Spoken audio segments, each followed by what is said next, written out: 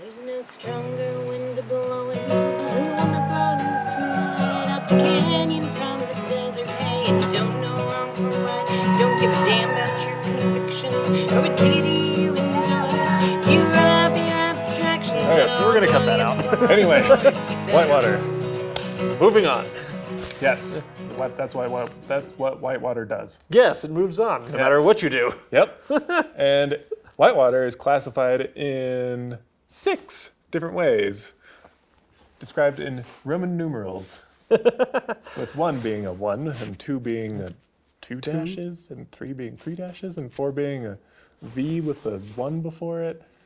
That's the general idea. Yes, Roman numerals. Anyway, so I guess we should start with class 1 of Whitewater. Yeah. Well, so why are we talking about these esoteric numbers for classes of Whitewater? Because we like confusing people. It's true. Story of my life. So basically, what it's talking about, what it's referring to, is the easy way to put it is the class system for Whitewater it's not a classist thing. It's not one is better than the other. Correct. It's referring to the overall difficulty of that part or that piece of Whitewater. Yep. Or that river or that run or however you're describing it. Yeah. And class 1 is easy and class 6 is very hard. Mm-hmm. And now we're done with our explanation. Yeah, pretty much. That's all you need to know. Yeah. Yeah. So, typically I like to think of it as your body of water that's just moving. Mm-hmm. It is moving from point A to point B, but literally all you need to do is sit there with your hands out of the water, and there's nothing. A great tubing river. It's a great tubing river. There's nothing trying to push you one way or the other or do anything to you. Yep. That's class 1, just moving water. Yeah, class 1, moving water. Yep. I like it. Class 2, if things get a little bit more complicated, there might be an obstacle. Yeah. Right? Or a bend or something. You have to take something into account. Right. And basically the idea with class 2 is it's usually very obvious. You can just float into it and see what's coming. And basically, for the most part, all you need to do is put yourself in one place. Yep. And you'll be able to go through that section of river. Yeah. Or that class 2 zone. Right. But you do have to kind of at least line yourself up correctly. Yeah. And this class 2 is still kind of a tubing level. Yeah. It's more common for people to stand up paddleboard on class 2. It's still a fairly easy section. Still very easy. Of river. Mm-hmm. Yeah. Most brand new kayakers, it's always a good idea to spend some time on actual flat water, like in a lake. Yeah. And then you can probably jump right into class 2. Yeah, definitely. Because class 1 is essentially like a lake. You're just moving from point A to point B. Yeah. Yeah, and then past that we've got class 3, right? And so class 3 things kind of get quite a bit more interesting. Yeah. You're going to have multiple moves to make that you're going to have to usually, string multiple moves together. So you go around a rock and then negotiate a bend in the rapid. Yep. Or you might have multiple rocks that you kind of have to wend your way through. And obviously, as the difficulty goes up, the consequences can go up. Right. Can become higher as well.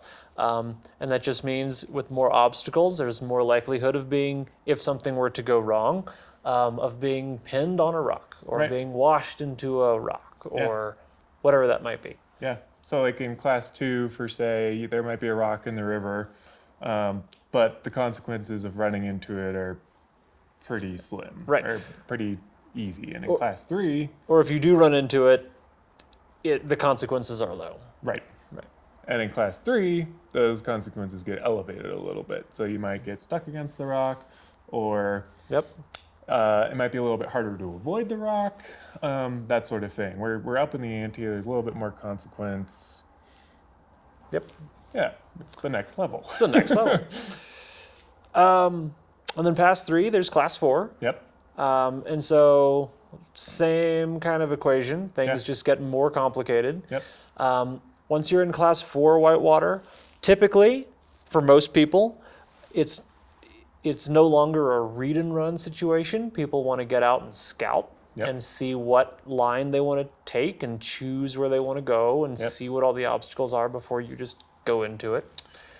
Wouldn't you say that about class 3 too? I've scouted a number of class 3s. Absolutely. Yeah. I've scouted a ton of class 3s and I've scouted class 2 if you just don't know what's coming, Sure. you know? And sometimes even if it's something or a rapid that you know that you can run, if you take the time to scout, you'll find a more interesting line that you wouldn't have seen True. Yeah. by that's just usually- blundering into it. Yeah, You know, definitely. so yeah, always stop at scout. But yeah, class 4, typically people are definitely going to want to scout ahead of time. Yeah. There are going to be a lot of moves Mm-hmm. that happen in quick succession. Yeah. And they're going to be there will be some combination of must make moves Yep. and that means when you're running through the rapid, there are places and there are ways that you do things that need to happen in that spot You to have have to make that move to make it through the rapid. to make it through the rapid Yeah. successfully. Yep. Yeah. And of course, as you can imagine, the consequences go up Yes. as well. So, Right. so at this point, if you were to take a swim in your class 4 rapid, you're going to be definitely hitting rocks Yep. bodily because the water is typically moving a lot faster. Yep. It's typically steeper with more gradient. Yeah. So you're hitting rocks more. It's quite possibly a longer swim. Not a good place for beginners. Not a good place for beginners. Yeah. Yep. Definitely not. Yep. Anything else on? I don't think so. Yeah. I No? think that sums it up pretty well. Yeah. Class 5 is what they have always said to be kind of expert only. Yeah. Right. And probably where I should have stopped the scale, but class 1 to 5 is the traditional normal scale. Yep. And that's just another order of complexity and danger, if you will, from class 4. Yeah. So yeah, harder might be a combination of must make moves. Yep. Also your consequences if you do something wrong, if you end up swimming. If you do not make one of those must make moves is much higher. Yes. It's kind of exponentially higher Yep. again. Yep. And all that. And then we actually had class 6 on our Do you list agree as with well. that, or do you disagree with that? I do kind of agree with it. Okay, and I think I agree have with it too. I have a rationale. So it used to be that class 5 was the top and class 6 was you can kayak into it, but you don't kayak out. Right? And now, like honestly, with advances in gear and the technology that boats employ, just in terms of how they're made and the thought that goes into them and just the general level of what it is that people can run nowadays than 30 years ago. Yeah. People are running things now that are definitely serious, definitely manky, definitely full on and very hardcore, but things that not too long ago people would not have even dreamed of running. Yeah, that's Right? very true. And so it kind of shifts the scale. Yeah. And I think it is appropriate in my mind to talk about some of those hardest of runs, and we're talking like big complex drops, big waterfalls that your 100-foot waterfalls. 100-foot waterfalls that your mere mortals are not running. Yeah. Things like that, and I think it's appropriate to call those class 6. Something that's never been run before that could be run, or something that's been run by like Dane Jackson and one other person. Right. Or it's class 6. Yeah. Yeah. And again, doable, but probably not for the mere mortals of the Yeah. kayaking world. Which class is the most fun? I think class 4 for me is the most Yeah. most fun. Yeah. I paddle class 5 when it comes up, but there's a whole spectrum there. Yeah. Right? And you do too. And, Oh, yeah. and like there's a whole spectrum there. And so like there's harder class 5 and there's easier class 5. Yeah. And a lot of it just depends on kind of what the consequences are versus how hard it is. But I think class 4 is the most fun because I think it's one that you can, it's still challenging, it's fast. There's a lot of decisions to make. There's a complex decision-making process while you're doing it. Yep. But it's fundamentally just fun, and you can just have fun with it. Do you ever paddle class 2, and do you like class 2 and 3? Absolutely. I like any moving water that I'm on. Yeah, I agree with that. Yeah. And I feel like that was the point I was trying to make is like, yeah, class 4 and 5 is like the scariest and it's Absolutely. the thing that you see the most because Dane Jackson posts a video every week. But like, it's all really fun. We all spend time on class 2, class 3, class 4 regularly. And Yeah. it's a blast. Yep. You can have fun in many different ways on many different types of water. Exactly. Like I'll take a creek boat on class 3, and I'll have a great time just trying to like dial in how I catch eddies and how I do different moves and Oh, yeah. and I try to do those harder moves in the easy whitewater. Oh, yeah. You try to get creative and see what rocks you can play around with on Yeah. easy whitewater. Totally. Or I might take one of those half slice boats that we were talking about and just go somewhere that's basically class 2 with moving water and eddy lines and just play on the eddy lines. Oh, yeah. That's a good point. That's very fun. It's super fun. Yeah. So, as far as the class system goes, it's not like a one is better than the other Not at all. necessarily. It's just I'm just going to give a quick recap, but class 1 is the easiest. It's basically just moving water, probably no obstacles. Class 2 is a step up from there. It's moving water with maybe a few obstacles that you might go around, nothing that's like dire. Class 3 is more obstacles, moves that are more necessary to make than class 2.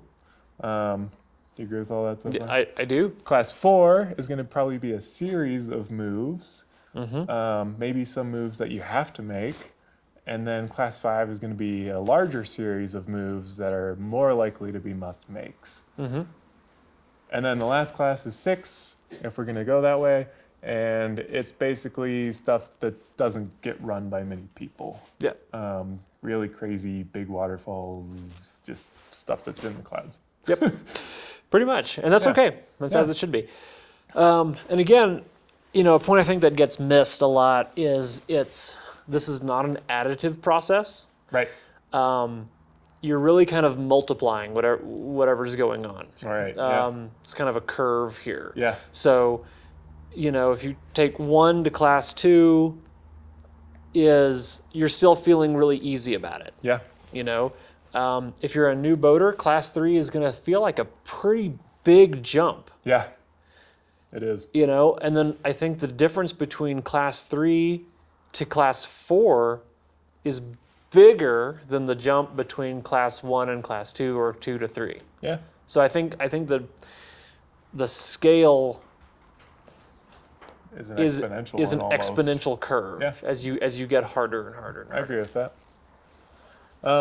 And the bottom line is you can have fun on any of it. Absolutely. I know I have some friends that have been class 3 boaters their whole lives, and they have a great time. The point is just being on the river and having fun with it. Oh yeah, and Right? you can totally do that in class 3 or class 2 or class 1. Or class 1. Yeah. Let's go to a lake, do some roll practice. It's super Yeah. fun. Oh yeah, I enjoy it. Yep. Do you want to move on to some boating terms? I feel like we've used a bunch of terms in this podcast Yeah. that people might not be familiar with, and we were just going to kind of go over a few of those to help fill you in. Yeah, totally. Well, the first one I had written down was boof. Boof. Such a good word. Such a good word. Yeah. So take it away, Ryan. Boof. So it's the sound your boat makes when it hits the water after you launch off of some sort of obstacle, whether it's a Boof. Yep, just like that. Whether it's a rock, a water feature, or like a wave, or I'd say waterfall loosely. I guess a waterfall. But yeah, it's basically just a paddle stroke you take to launch yourself instead of falling straight down. Yep. Yeah, I'd basically agree with that. Boof being anytime you're you use the boat and your momentum maybe in such a way that you go over, you come off of an obstacle, like either a lip of a waterfall or a rock, and do it in such a way that you kind of stay flat and stay parallel to the water. Land flat on the downstream side. Yep. Perfect. I think that sums it up. What else you got on your list? Let's see, next I had a hole. How can a river have a hole in it? Well, you heard that thing about China, it just like drains down straight. Yeah, it's a weird thing. Weird deal. Yeah. Holes. Wait, no, that's not it. Holes are like it's a spot where all the water is coming back upstream into the water that's coming downstream, and it's creating a spot of. Help me out here. Okay.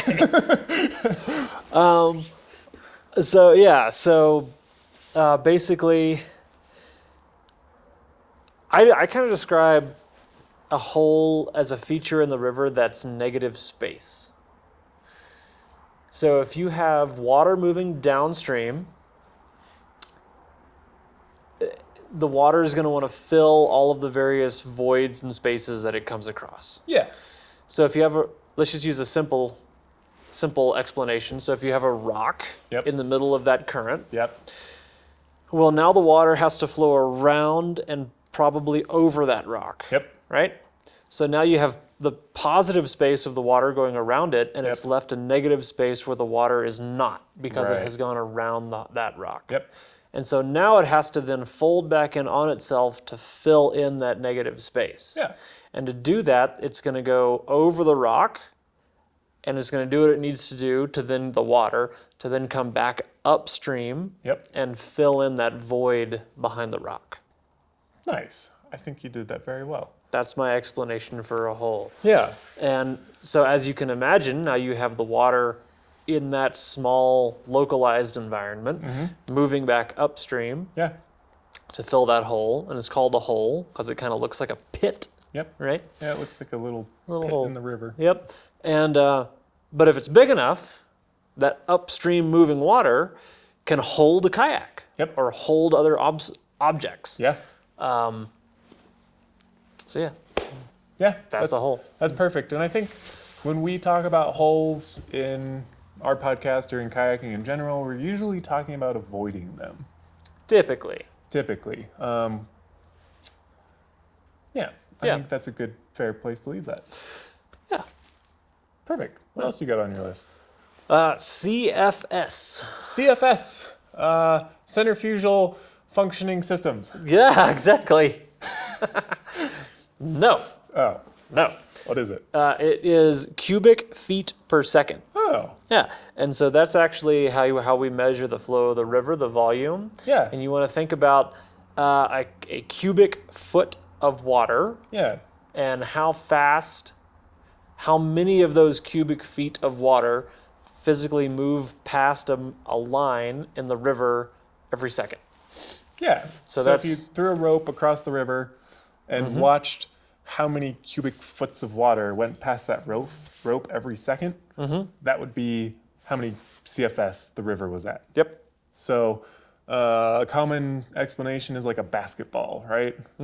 So if each one of those cubic foot is basically a basketball, you could count all the basketballs that pass that line in the river, and that would be how many cubic feet per second CFS are going in that river. So right now, what is the Arkansas River at that we're sitting next to? Call it round up to 300. 300 CFS, 300 cubic feet per second. There's about 300 basketballs going past, if you're just standing on the side of the river, about every second. Our river, the Arkansas, at high water gets up to like 5,000 or 6,000 CFS on a good year. And some of the bigger rivers in the world get up to like 200,000, 100,000. Oh, What's the- yeah. Like, More than that. yeah, like the Mississippi would probably be somewhere in that range. Something like that. Actually, Yeah. I really don't know about the Mississippi. I know don't know it's a either. huge volume of water. I've never even seen it. I'm pulling that out of my. I've driven over it, but that's about it. I have not. Yeah. Yeah. That's a number I should have, I guess, but I don't. It's a ton. Yeah, there's a lot of water somewhere. Yep. But the point is that, 300 CFS here on the Arkansas is very, very low. Yep. Other creeks, 300 might be quite high. Yes. Or on this river, 5,000 is very high. Yep. And on many other rivers, 5,000 would be very, very, very low. Yep. So, just depends. Yeah, and it's also a very good way to kind of gauge what to expect from the river on a certain day. So Yep. pretty much every time we go kayaking, we check how much CFS is in the river Yep. to know what's coming up. Yep. Because if it's at 300, it makes a big difference than if it's at 2,000. Exactly. So, yeah, that's kind of CFS. Yeah, totally. I already touched on this, but for terminology, we've talked about bow and stern. Yep. Kayakers talk about the front of the boat being the bow and the back of the boat being the stern. Yep. We do not say port and starboard, so it's still left and right. Yep. But there That's it goes. true. Yeah. Let's see, we had roll on our list, and that's just like a barrel roll in the Yeah. kayak where you fall over and you use your body and some leverage and physics. Chutzpah. Chutzpah, if you will, to get the boat back upright. Yep. Yep. And yeah. Oh, I had another one that I want to talk about, and that was your put in and your takeout. Yes. That's where you get in the river and where you Yes. get out. Yes. Instead of any other words, the put in is where you physically get in your boat Yep. and paddle downstream, and the takeout is where you get out of your boat and put it back on the car. Right? It is not put on and put out. Yes. Put out is something entirely Put out is something different. So yeah, Awesome. Is that all the terminology you I wanted think to go? so. Sweet. Yeah. Cool. Well, I think that kind of sums up most of what we were talking about for introduction to kayaking. Like, what is whitewater kayaking? Yep. Um, I would wager that we tried to make this brief and it still wasn't. Yeah, I'm starting to think we should split it up into 3 episodes. We might. We might. We'd have some natural breaks in there, so we might. Yep. But I did want to go over a couple just beginner resources before we left you off here. Your local paddling store is a great place to get a lot more information on all of this stuff. Your local, I guess some people don't have local kayak instruction, but finding a kayak instructor, whether it's Alan or myself or a myriad of other companies out there, Oh, sure. you can learn how to kayak. Just get yourself some. Yep. There's a bunch of really good resources on YouTube. The only thing I want to say about that is nope, not going to say it. There's a lot of good kayaking resources on YouTube. AmericanWhitewater.com or I guess that's all they have is a .com. Is a really I good think so. place to learn about river flows. They have the map of the whole U.S. with all of the different rivers that you can run and like the classes. Yeah, a ton of good information that you can dive into. Yeah, way beyond that. Not even just that. The ACA, American Canoe Association, which will have lots of whitewater related information. Yeah, and just really paddle sports information of all types. Yep. Yep, and some good resources there for how to find instruction. Yep. As Yes, exactly. Colorado whitewater. I'm sure there are other. I bet California has a Oh, yeah. whitewater, and Oregon has Your a. local clubs Yeah. and all yep. that. Yep. And those can be really good resources, especially good resources for learning and connecting with people. There's a lot of really good Facebook groups out there for. And I'll let you kind of find those on your own, but it's usually if you type in paddling or paddle, you'll find something. Yep. And then there's a couple good books out there for instruction as well. We talked about it the other day, the book Kayak by William Neely. Yep. It's one of my favorite books, and even if you know nothing about kayaking, pick that up and like just read through it, and you'll learn 10 times as much as we told you today. It's all illustrated. It's all pen and ink. Yep. Brilliantly written. It's Really funny. hilarious. Yep. Really funny. And what I like about it is that the drawings are so clear, and he Yes. talks about everything so clearly, Yep. but in a fun way. Yep. And so like he'll draw a schematic of what drops look like Yeah. in such a way that you can completely clearly start to understand what is going on with the rocks and how the drop shapes Yep. and how that shape influences what the water Yep. is doing that you're actually seeing. Yeah. So anyway, it's really cool. Yeah. So there's a ton of good resources out there. Feel free to reach out to us on Facebook or Instagram or wherever, and we'd be happy to answer questions Yep. or point you in the right direction. How do you find us? Well, right now, you find us not very active on social media, but you can find us. Social what now?